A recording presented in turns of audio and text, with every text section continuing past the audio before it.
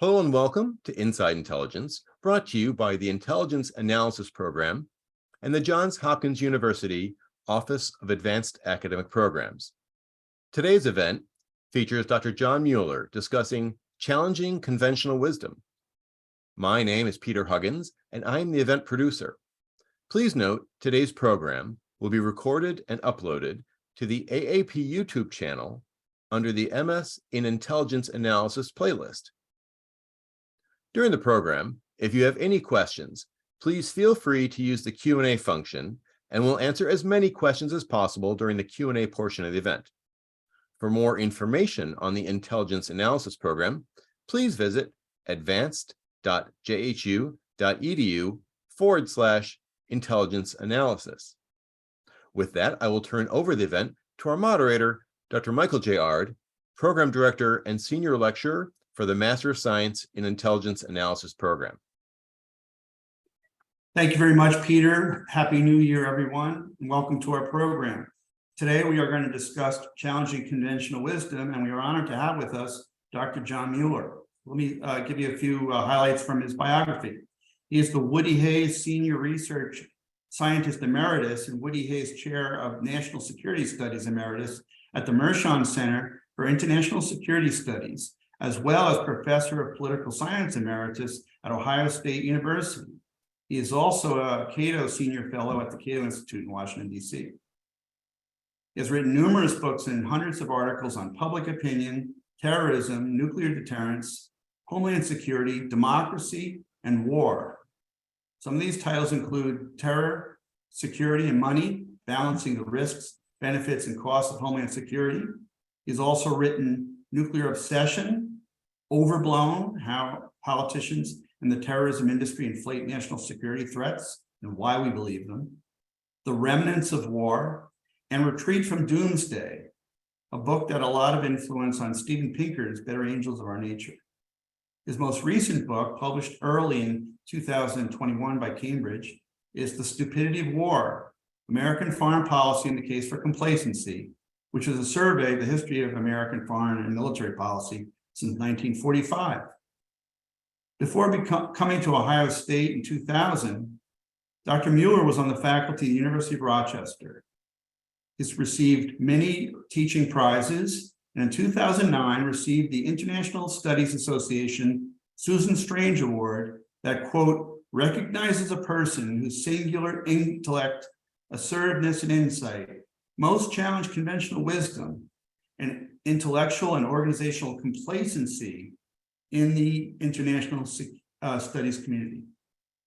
And in 2015, he delivered for the Peace Research Institute of Oslo's annual Peace Address. John, thank you very much for being with us today.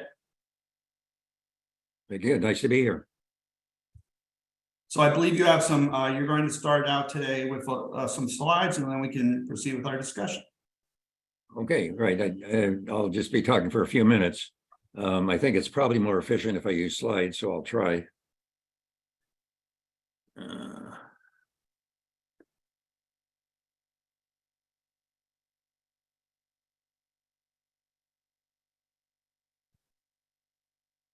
Okay, I'd like to just talk about two things. One is that it had been important in my career, and then we'll have and me around afterwards if you want.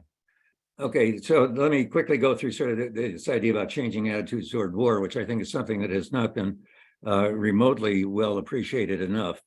One comment that sort of summarizes everything is before 1914, war was almost universally considered to be an acceptable, perhaps an inevitable, and for many people a desirable way of settling international differences, talking in particular about Europe by the historian Michael Howard. And there's a number of books, including my own research, that's looked into this. And it's incredibly easy before 1914 to find people that call war beautiful, holy, sublime, ennobling, glorious, cleansing, redemptive, progressive, and so forth. And think of peace as being materialistic, effeminate, stagnation, bringing corruption, utter emptiness, my personal favorite, bovine content, and death. I was amazed how easy it was. I'll just give you one example. I could give you hundreds, essentially. This is by a theologian a top theologian in England. He said, war evokes the best qualities of human nature, given the spirit of predominance over the flesh. Anyway, you can find tons of examples of that sort. But what happened with World War I was that you can't find it at all practically. A little bit, maybe one or two places. So it's almost completely gone. And so consequently, these various quotes and various historians and political scientists suggest that something had really radically changed at that time. And World War I, of course, was the thing in between that. World War II was, of course, very destructive, but so were a lot of other wars. It was also stupid, futile, and pointless. So were a lot of other wars. They're certainly unromantic. Mud was not, and lice and dysentery were not invented in 1914. There had been a century of economic development in Europe, but it did not increase. But still, we had all this stuff about how war was wonderful. I think probably the reason it changed, and I can go into this more depth if you want, it was unique in the sense it was the first war, big war in Europe, before which, or war period, before which there was a pre-war anti-war movement, a peace movement. It was a gadfly group, but the war came and said, this is what war is really like. And suddenly they were, instead of being a minority, they were very much a majority. A couple of, obviously we did have a big war after that time. One was in Japan, where you could still find some of these things. It was not in Europe, of course, and did not participate greatly in World War I. And the other was in Germany, where, as far as I can see, John Keegan, the military historian, is basically right. He was the only one who wanted war. If he'd been run over by a truck, World War II in Europe, at least, would not have happened, I think. Okay, after the war, at any rate, whatever that interregnum was, or speed bump, as some people have sometimes characterized it, Europe basically fell into an astounding period of freedom from international war. As the historian Evan Luard pointed out in 1986, during the previous centuries in Europe, war was a constant. This has changed in spectacular proportions. We've gone 2/3 of a century without a major international war. I'll be talking almost entirely here about international wars, not civil wars or colonial wars. That doesn't mean the countries are all blissfully at peace and so forth. They still intervene in foreign civil wars. They have economic sanctions which kill people. They were engaged in covert regime changes. They poach fish. There's plenty of border conflicts and so forth. But and they support terrorism, et cetera, and they deal with cyber attacks as well. But these have not been the same as war. They're short of war. A prominent Israeli analyst has pointed out this. The decline of international war, is one of the greatest achievements of modern civilization. In writing early last year, he says it is now in jeopardy with the war in Ukraine. And I suspect that's not true. It seems to me that this is not going to cause a lot of people otherwise to want to engage in this kind of war, even I think over Taiwan. And the war has been a fiasco as far as Putin is concerned, in terms of getting almost everything he didn't want, namely Ukraine moving closer to NATO and stuff like that. So I think, and basically, we're in pretty good shape on that.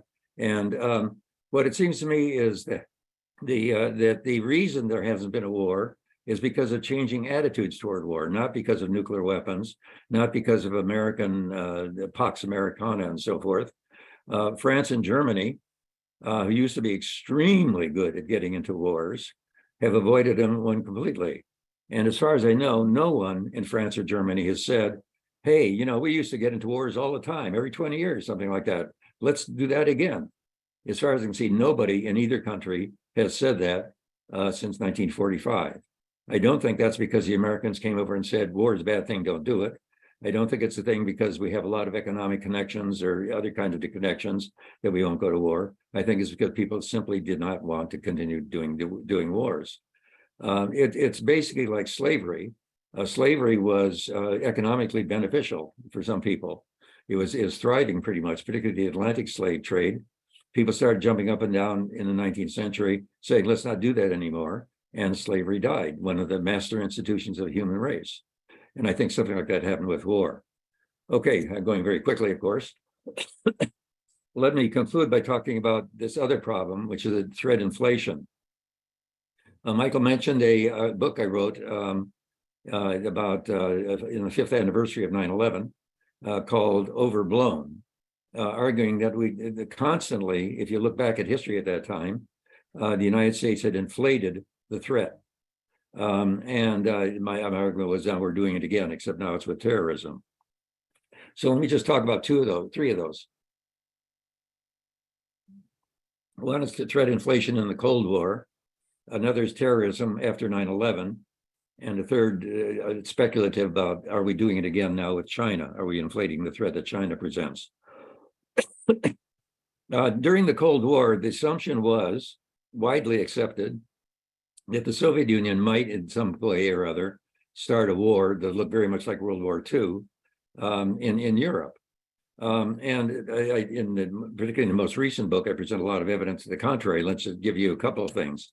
One is by Robert Jervis saying, after the Cold War is over, the Soviet archives have yet to reveal any serious plans for unprovoked aggression against Western Europe, not to mention a first strike against the United States.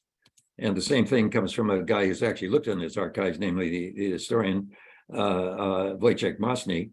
He says the strategy of nuclear deterrence was irrelevant to deterring a major war that the enemy did not wish to launch in the first place. All Warsaw Pact scenarios presumed a war started by NATO, not the other way around. It was irrelevant. What that suggests, if this is sort of the issue that the increasing abhorrence of war, international war, what this suggests is that nuclear weapons were not necessary to do that. NATO is not necessary to do that. American hegemony was not necessary to do that. The Soviet Union, for very good reasons of its own, didn't want to get in anything that could resemble anything like World War II again, much less one, obviously, with nuclear weapons. And I think there's a lot of evidence that shows that that's basically true. Just on one aspect of this, the way the Cold War became so militarized was with the Korean War.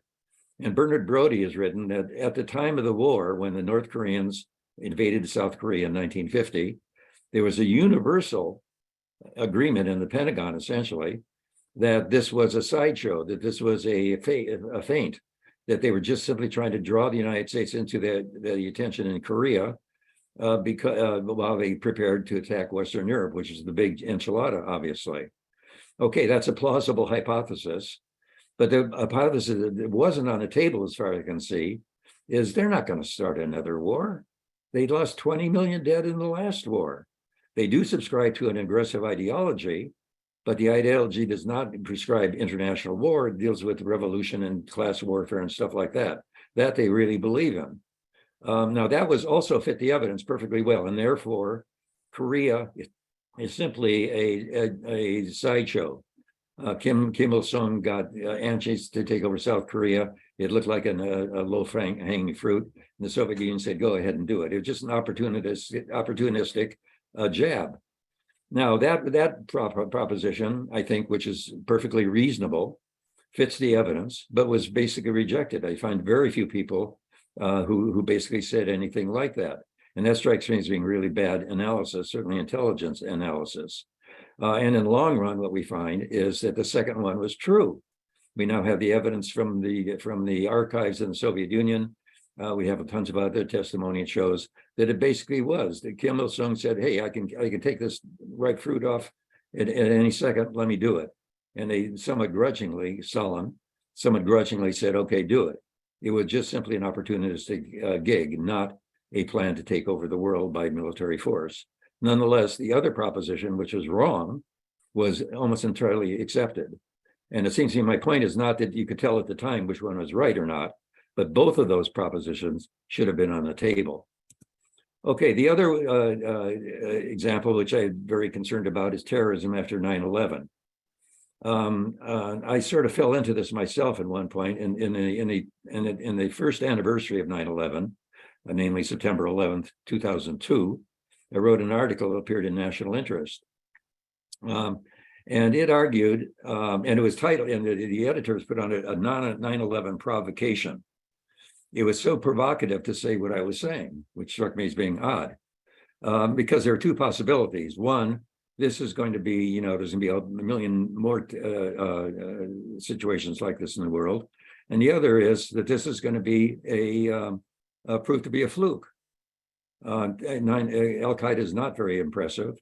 It can't continue this. It's like Lee Harvey Oswald, a fundamentally trivial entity that got horribly lucky once. So I basically looked at those two hypotheses and said they should both be on the table. But it was incredibly provocative to say that at the time. 9/11 just seemed to be, and one of the analogies I used was the one that everybody else was using, namely Pearl Harbor. After Pearl Harbor, it was also thought that the Japanese were going to do this night and day, they're 10 feet tall, et cetera, throughout the whole war. And it turned out, as one historian has pointed out, not only was Pearl Harbor unique, but no military efforts planned by the Japanese after the start of the war were successful. The only reason the war lasted as long as it did was because of the incredible tenacity of the Japanese fighting man. And so consequently, I was, of course, not saying that one is true and one is false. I couldn't be sure, but it seemed to me that they should both be on the table. But no one virtually was saying the second. Everyone is saying the first. Okay, finally, here's a couple of examples. Jane Mayer from the Dark Side book said, the only certainty shared by the entire American intelligence community in the fall of 2001 was that a second wave of devastating terrorist attacks on America was imminent. How could you be certain about that? And of course, it was not true. How could you be certain? But everybody, she says, did it. And similarly, here's a poll from a few years later, 2006. What do you think about? They polled 116 top foreign policy experts. What do you think is going to be another attack like 9/11? And 9% said it was certain, and 29% said it's very likely, and the considerable majority said it was likely or certain, and they were all wrong. How could they be certain? How could they be so sure? Very few people said very unlikely, which of course has been the case for the last 20 years. Okay, finally, turning the China issue, I'm just working on this now. And as you can imagine, with my sort of mindset on this area, I've been inclined to think that China is not really going to take over the world. The guy in charge of the China desk in the National Security Council currently, Rosh Doshi, wrote a book a couple years ago now, saying this. China might, he says, want to do this, have the United States, U.S. forces withdraw from the area, break off its regional alliances, move the U.S. Navy away, they want to inspire deference from China's regional neighbors. They want to unify with Taiwan, and they want to resolve the territorial disputes in the East and South China Seas. Well, every one of those is worse for China, particularly over the last few years.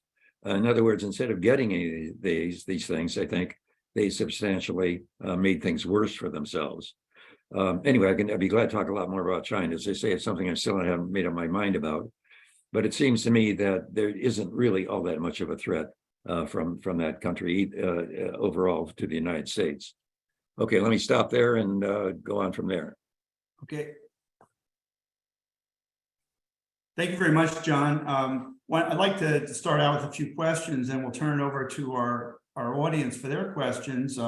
Remind you that you can put your question either in the chat or the Q&A. Do try to make it so I can read it quickly, because I'll be doing the screening for John.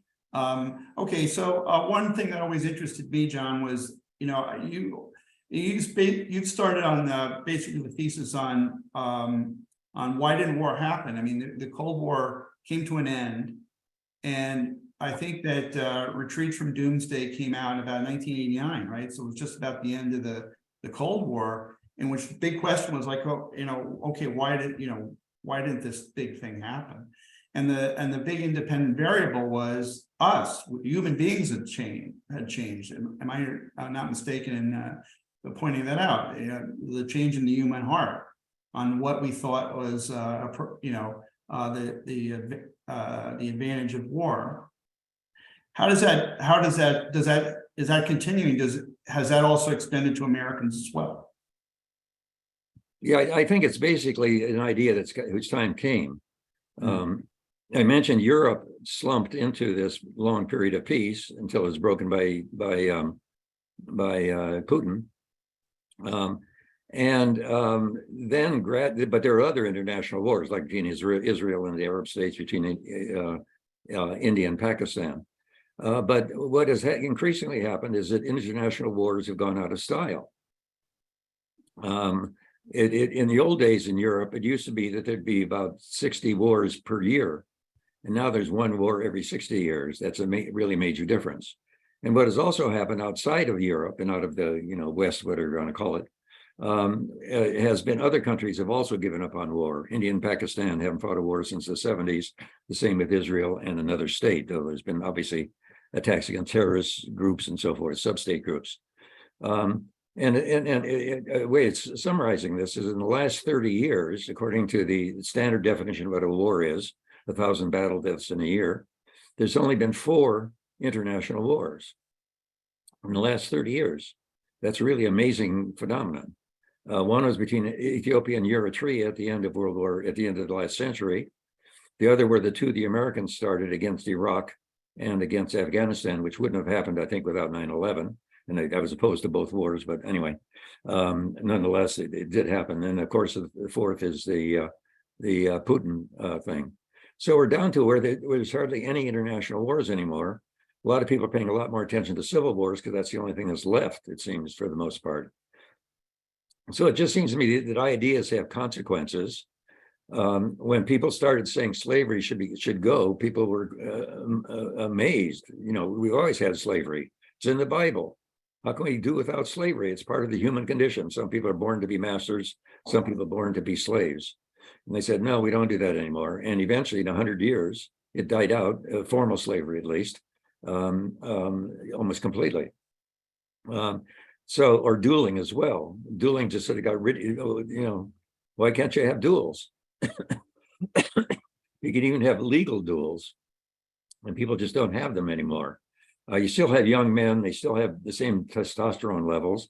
They still get into the same kind of arguments, usually over women. What they don't do is challenge each other to a duel, even a legal duel, like with boxing gloves. It doesn't occur to them. It's become unthinkable in the literal sense. They don't think of it. Not that they think about it and say, no, the costs outweigh the benefits, but they don't think about it. So I think it's really important, but also in terms of public opinion research, I've been very interested in changing attitudes, changing opinions overall. And I think it's very important to keep what Robert Dahl, the political scientist, once called the historical movement of ideas. I think it's very important to keep that as part of the texture, but it very frequently isn't. You frequently have people say, well, international politics is the same as it was during during the Peloponnesian Wars and so forth. And I don't think that's true. I think a major change has taken place.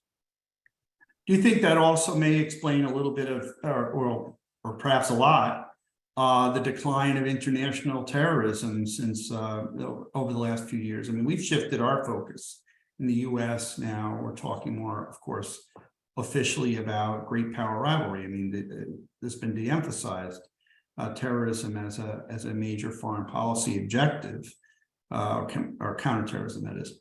Do you think that perhaps there's also been a change of heart that may go about to describe why this has declined over the last several years? Well, it has to do with inspiration. As far as the West is concerned, there's been very little international Islamist international terrorism overall. Nonetheless, fears about it have remained extremely high. For example, after 9/11, something like 40% of people said they were worried that they would be, they or a member of their family be harmed by a terrorist, meaning an Islamist terrorist, of course. 20 years later, it was still pretty much that same level, though I think it has died down more recently, maybe because it's this right-wing terrorism we're having has taken over the focus more. But it lingered for a very long time. And it seems to me that, during that period of time, I wrote, I think, about 6 books, 3 of them co-authored and 3 not, about terrorism, arguing that we massively inflated the threat. And I think I sent you can send it to the participants if you want, a website in which I just sort of catalog all the predictions of a few, which I've just shown you, about terrorism, how they're going to disrupt the election of 2006, just as they 2004, just as they disrupted the election in Spain in 2003, for example. And basically nothing has happened. So the terrorism in the United States has been entirely by people inspired by Al-Qaeda. And they've been mostly and extremely antagonistic, their main motivation, extremely antagonistic to the wars, particularly the ones in Afghanistan and Iraq, perpetrated there by the United States. These wars now are basically over, I guess, and maybe that has caused the interest to die down. I don't quite know why. The Islamists are not doing that much anymore. They were, continuing on. The Islamist domestic terrorists are not doing much, are not sort of declining in force, but they never were really that much of a force. The total number of people killed by Islamist terrorists in the United States over the 20 years after 9/11 was about 5 a year. That's not really a massive threat. It's not nice. It's horrible, but it's 5 too many, of course. But it's awfully small. And I think one of the big things we've done is massively exaggerated the degree to which that's a threat, and massively and unnecessarily expanded our counterterrorism apparatus more than it needs to be, it seems to me. One more question, John, and I'd like to go to our listeners. You've obviously you've written quite a lot. You've had a lot of provocative pieces over the years. Have you ever looked at something where you thought maybe there'd be something here, right? This would be a research project that along the same lines of some of these other books that you thought, well, actually conventional wisdom is closer to the truth on this. Maybe there isn't a really much of a story here. Well, there's no way I can say that terrorism like 9/11 won't happen again. It's physically possible. It's also physically possible for World War III to happen, or World War II to be repeated.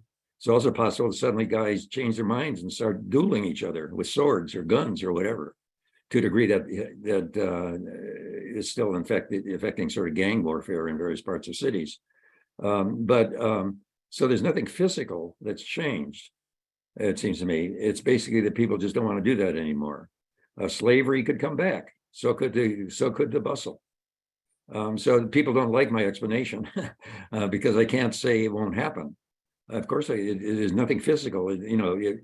If I could say, once you reach a certain economic level, then something happens. I don't say that. It seems to me that people in all parts of the world, economically advanced or not, have basically accepted this idea. I have never argued that anything is impossible, but simply that attitudes have changed a lot, or that the threat that's definitely genuine, like terrorism, is very limited in scope. And I've been saying that for 20 years. Meanwhile, everybody disagreed with me. But the terrorism has not, Islamist terrorism has certainly not increased. By the way, even the right-wing terrorism we're seeing now is sort of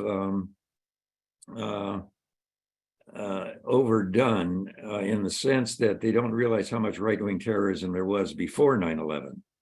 In other words, 9/11 started, of course, our concern about Islamist terrorism with an international source of sorts. But there had been quite a bit of terrorism in the 1960s and 70s and 80s that Brian Jenkins at the RAND Corporation has pointed out, and quite a bit from various sources. Some of it, for example, the anti-Vietnam War, and other racist things as well. There's probably been more terrorism normally going back through the decades than we realize, but it's still a relatively small and limited phenomenon. In the 90s, you'd be reading about echoterrorism, for example. It's just right. I mean, there was Now we're worried about cyber terrorism. right. Now we have There's right. a lot of things that never happened. I mean, there's never been an act of cyber terrorism. The terrorists use the internet to communicate and stuff like that, and sometimes to propagandize. But there's never really been a real case of a substantial case in the area of cyber terrorism. There was also, remember, we also, one Islamist group we haven't mentioned is ISIS.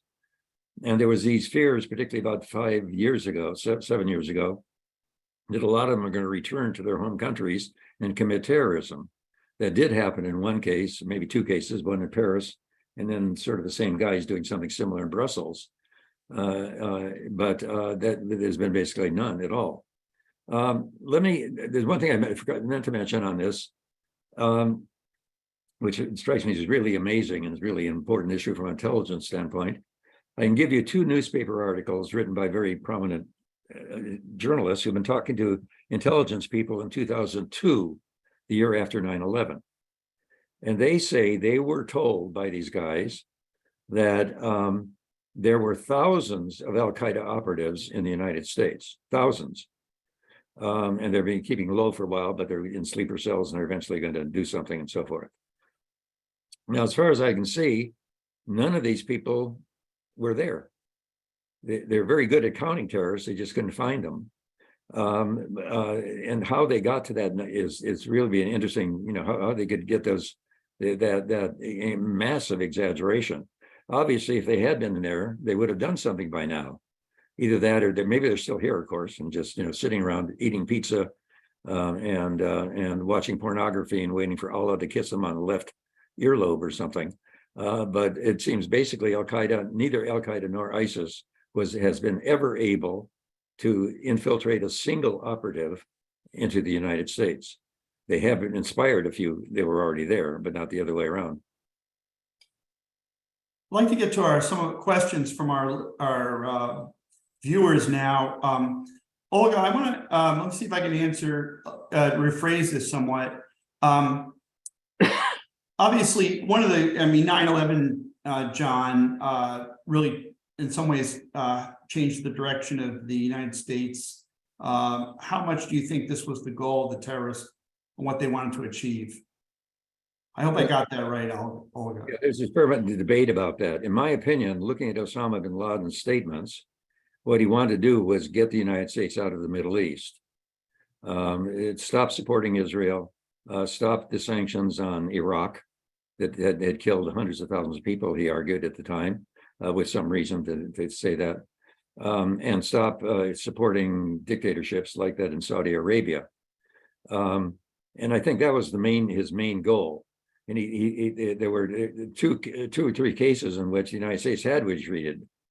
It had retreated from Somalia after 21 Americans were killed, peacekeepers were killed there in a firefight, and it had retreated from a peacekeeping mission in Lebanon when 241 Marines were killed by a terrorist bomb in the capital city.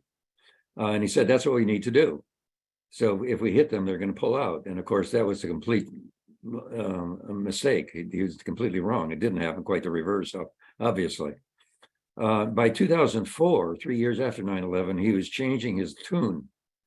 And some people think he was saying this before 9/11. I don't think that's basically very true. Namely, that what we were trying to do is draw them into wars in which they'd be snookered into killing. We can kill them easier over here than we can in the United States. So that Afghanistan and Iraq were actually ways to try to particularly Afghanistan, to suck the United States into a stupid war in the Middle East. But he only came up with that basically like 2004. It was after the first mission, I think, failed abjectly from his standpoint. Even at the end of his life, I've written about this fairly extensively. When they in 2011, when they got all his documents coming back after in the raid on his compound in Pakistan, he's still talking about it, saying, well, the problem is we didn't kill enough Americans. We have to kill like 50,000, more or less like what happened, the number died in Vietnam, Americans that died in Vietnam to do it. So he's still spouting away about this whole idea about we have to kill enough Americans, and then they will pull out of the Middle East. and he keep urging the guys to come on, get on with it, you know, and he was just sort of rattled, it seems to me, at the time. Question from Andrew, and this gets to China. Maybe you thought about this or you've been researching this too, John. Is it fair to say that information, big data, and access to it is the most valuable future asset? With the Chinese leading data infrastructure and the data highways globally, do you think the US has been asleep in the wheel? And if so, how do we manage this? Yeah, I'm not really sure. I'm not sure that the proposition is true. It's very hard to control the information.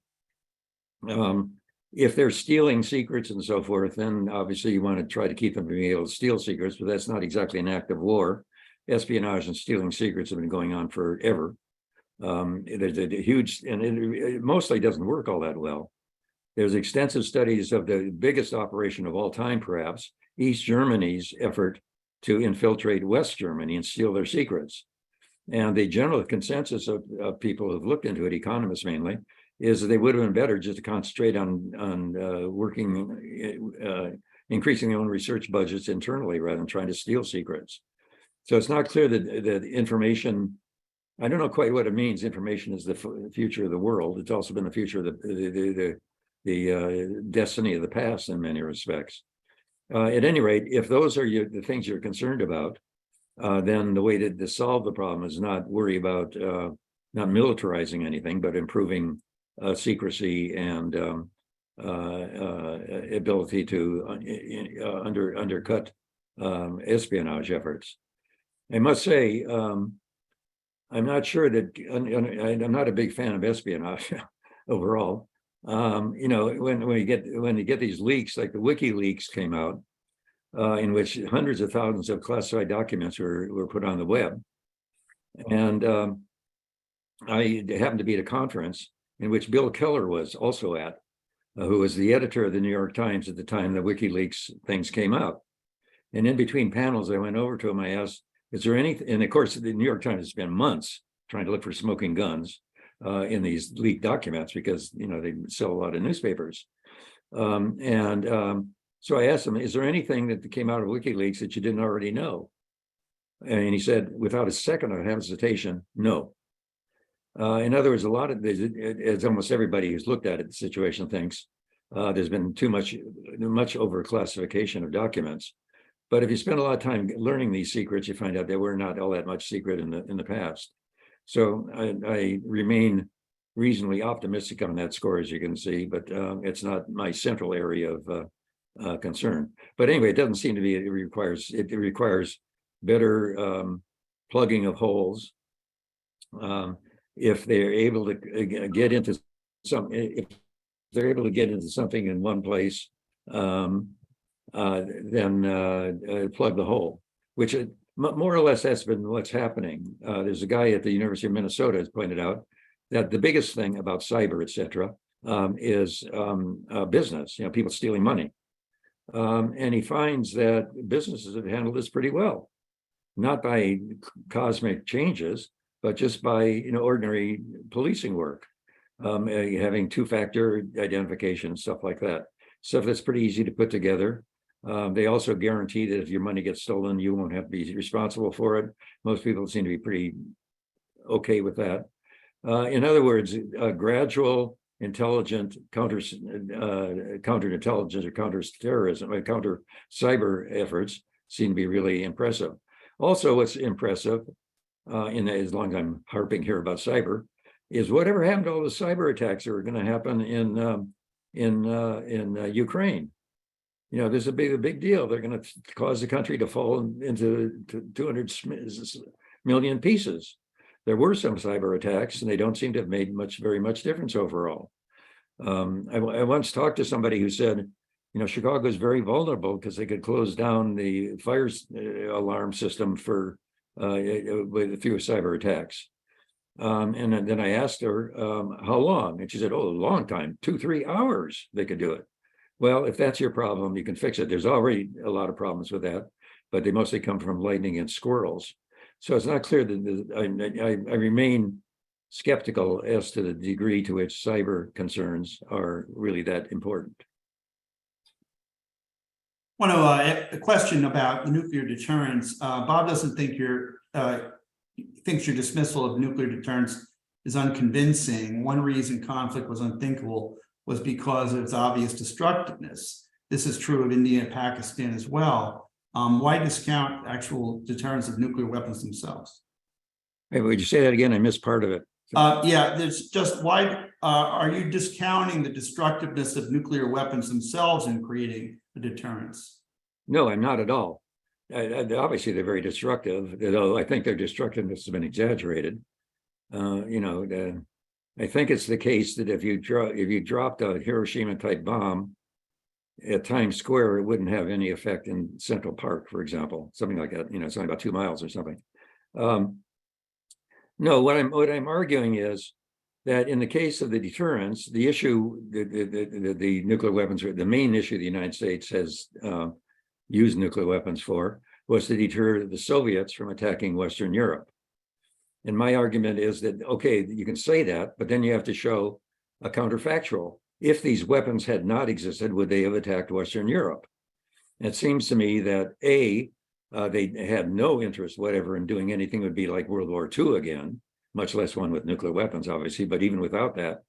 And B, they had an idea about toppling the West and so forth, but it had to do with subversion, with supporting class warfare and things like that.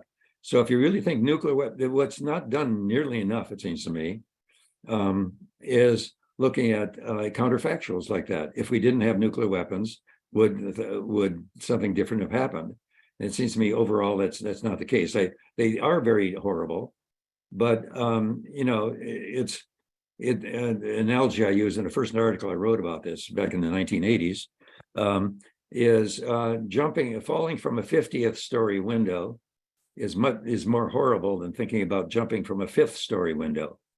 But if you enjoy life, you don't do either thing. And I think that was the case with this. There was nothing to deter. The Soviets never had any sense of trying to get in, wanting to attack Western Europe. I mean, even in some respects, even if the Germans and others had invited them, they might not have come in. They had enough trouble with Eastern Europe. But at any rate, they couldn't have, there's nothing they could have done to prevent it from escalating to something like World War II, even if the United States had temporarily withdrawn, which of course it did withdraw from Europe after World War I. So it was just totally lunatics on their part. And what bothers me is that so few people have said that. Bernard Brodie suggested it. George Kennan also did. But that's basically it. And in the most recent book, the Stupidity of War book, I have a section on Eisenhower. He seemed to have believed it. What happened was that Eisenhower, he talks about in his memoirs, at the end of World War II in Europe, he flew to Moscow to talk with Stalin. He was, of course, the head of the Allied forces. And then on the way back to wherever he was going, Berlin, I imagine, he was flying low enough, and/or the clouds were not there. He could look down and see the ground all the way.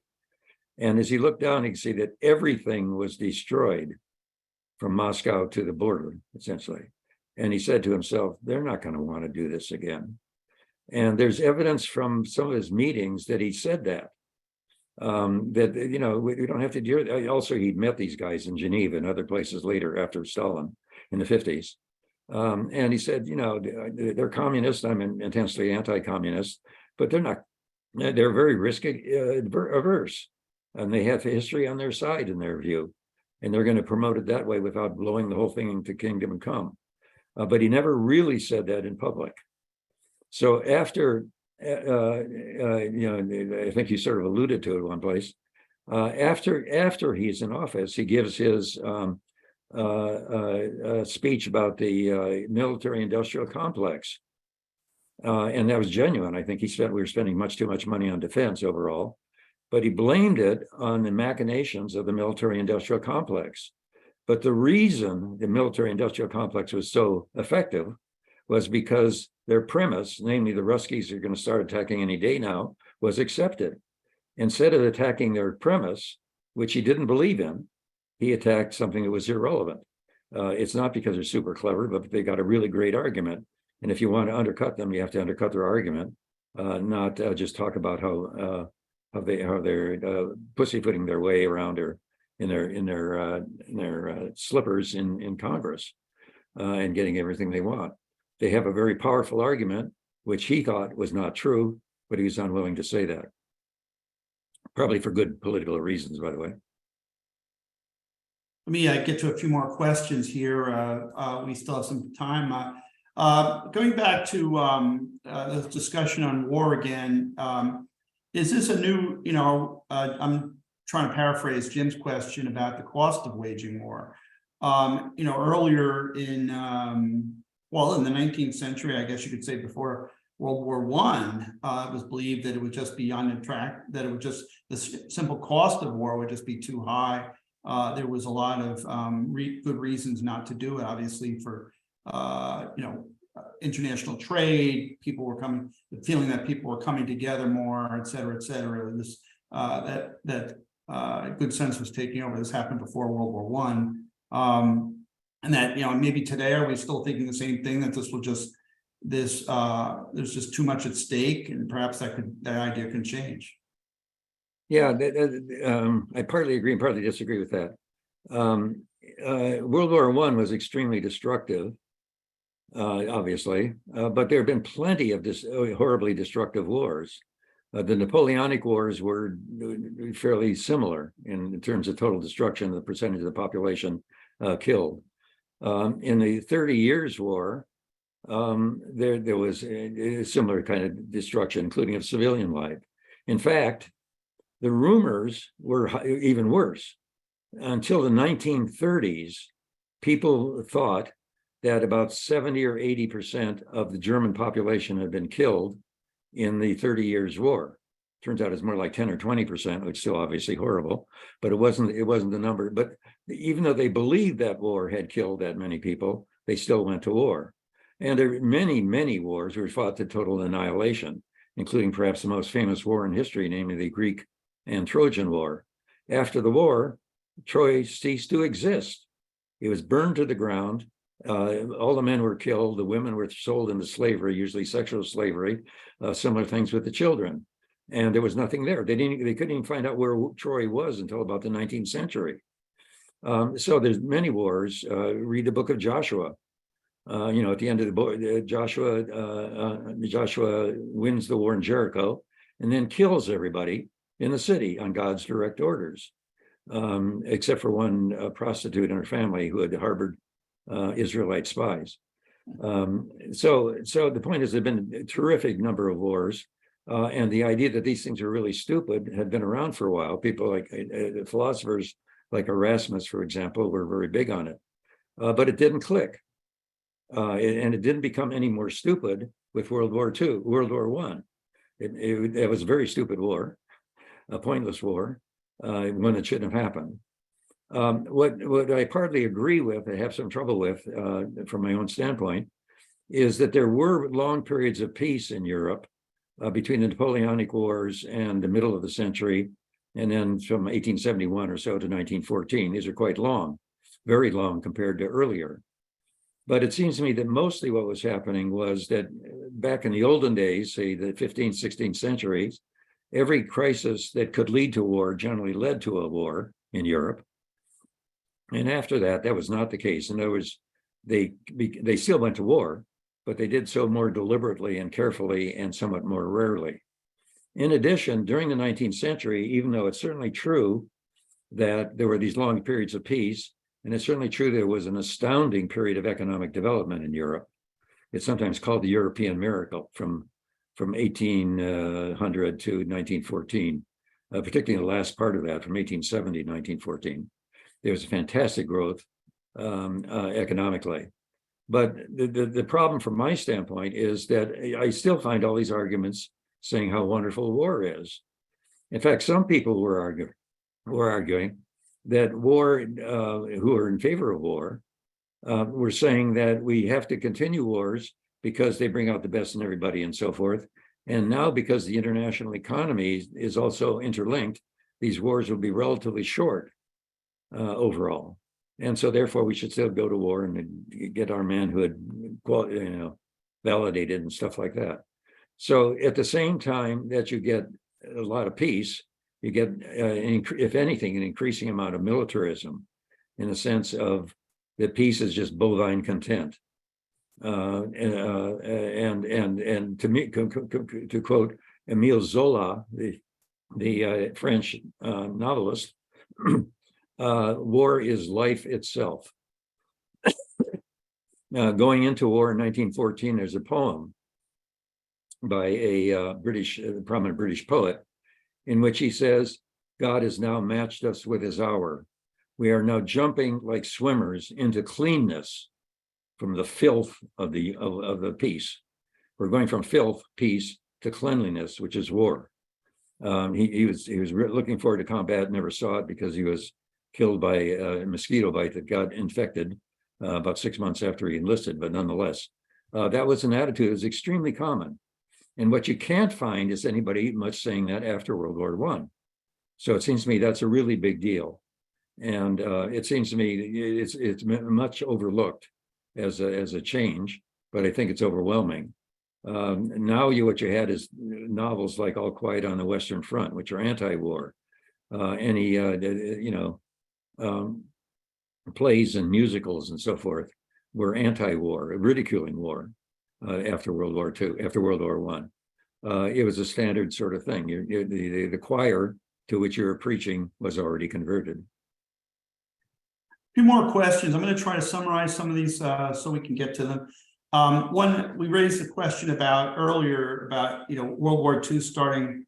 One, the opinion that one man, Hitler, started World War II. Of course, that means the European War. But what about now? What if somebody like Xi Jinping, who is obviously moving to sort of becoming total power in China, couldn't he be the driver behind another war similar to what Hitler was for World War II? Yes, right. Hitler was sort of amazing. I've done the most extensive stuff I've talked about Hitler is in a book called The Remnants of War from 2005 or 6 or so. But he made it work. He was really amazing. But no one else really agreed with him. He was their Führer. He was the leader, and people stood behind him. And he was able to get them into this incredibly stupid war and horrible war. Though he didn't like war either in some respects. He was not a warmonger. He just wanted the things you could get from war. And he thought that he could do it by blitzkrieg, which he invented. The short, quick wars that would be fairly costless. In fact, he was called General Bloodless up until the invasion of Russia, or the Soviet Union, which turned out to be his big disaster overall. But he could do it. And I think Putin, I think we're seeing it now. It seems to me this is Putin's war. It's, as you could say, World War II in Europe was Hitler's war. I don't think it would have happened with anybody else that's around, as far as I know. Maybe there's a few hyper hawks around that might have done it as well in administration, but not many. And most Russians were saying, even before the war, Russians were saying before this war, that he'd never invade Ukraine. So it still can be done. It's also the case that Xi Jinping he's in big trouble in a lot of ways because of COVID, because of the failure of the Belt and Road Initiative, and because of his counterproductive bullying, otherwise known as wolf warrior diplomacy. So I'm not too concerned about it. But if he really wanted to do it, I think he probably could.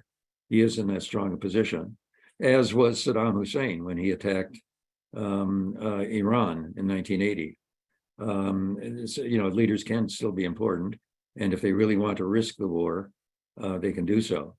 The issue basically is, would he be stupid enough to do so, as Putin was stupid enough to do the Ukraine war? And I'm inclined to think no. But I was surprised, as were very many other people, that Putin was stupid enough to attack Ukraine.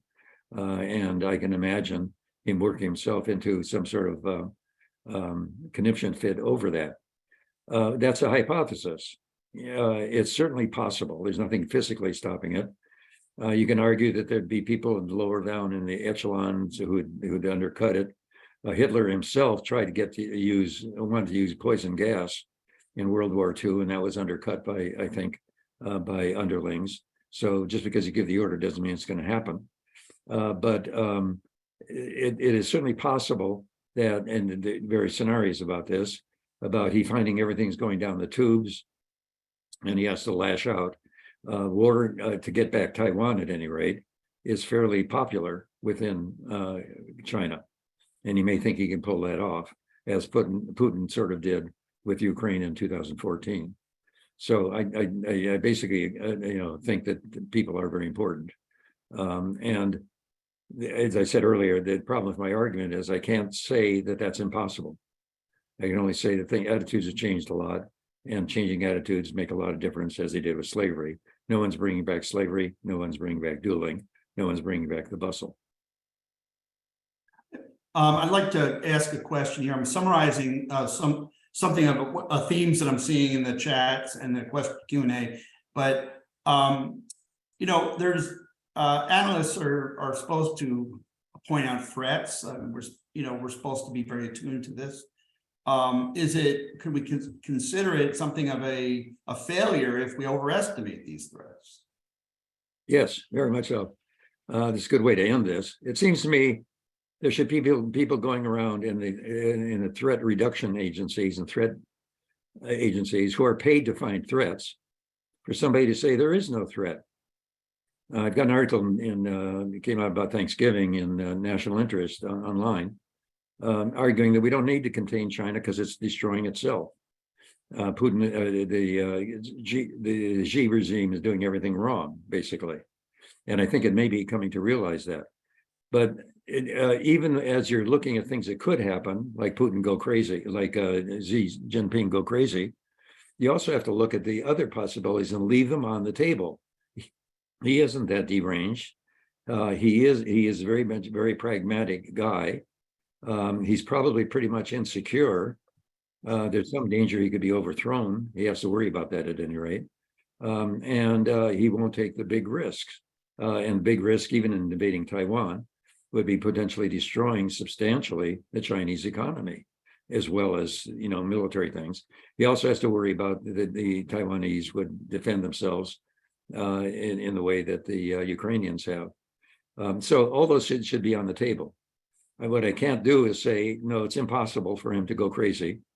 It's impossible for him to have, bizarre wishes and demands and approaches the way Putin did. Putin apparently convinced himself that NATO was gearing up to attack Russia.